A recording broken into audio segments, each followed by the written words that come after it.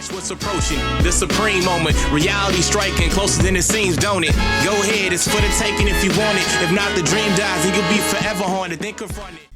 Good morning. So, looks like we have some additional news that dropped over the night, and some interesting stuff has been released. We'll start off by talking about the new stage coming up for Infinite Dragon Ball History. It'll be stage 6.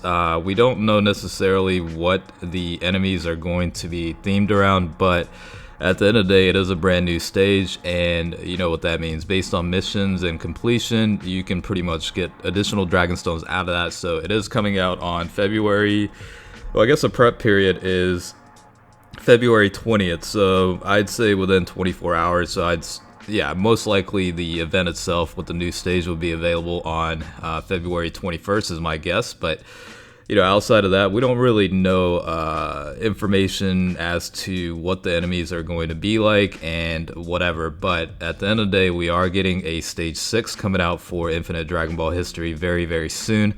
On top of that, I saw on Twitter that we're getting like an Extreme Super Battle Road stage. So it'll be kind of like a enhanced difficulty Super Battle Road stage, is from what I heard anyway. So typically when they release new stages for SBR, they tend to send it out in waves, right? So chances are we'll get more than one stage for sure. So again, that's what I saw on Twitter. I don't really know the details as to what types of categories or what types of enemies it's coming out with, or even the concept of the Extreme Super Battle Road setting, but I thought that was pretty interesting. Of course, that means potentially a brand new free-to-play LR based on rewards, as well as, you know, additional stages to get Dragon Stones and missions, whatever, and what have you. But that is definitely coming out as well.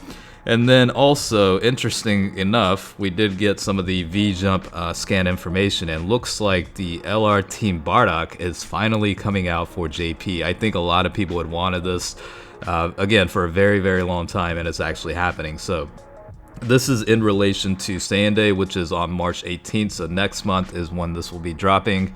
I haven't actually taken a detailed look at this yet, but that's pretty much the LR card art equivalent, I assume. And then if we go over here, let's take a look.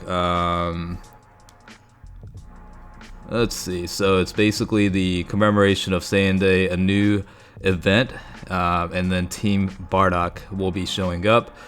Let's see, so イベントに挑戦して条件をクリアすると、超強力な LR バーダックチームを仲間にできる。So I don't know if this is related to, maybe this might be the reward for the you know, Extreme Super Battle Road that's potentially coming out. I don't know if this is a brand new summonable unit, because it's basically repeatedly saying that it'll be based on a new event, and you'll be able to challenge it and basically acquire the you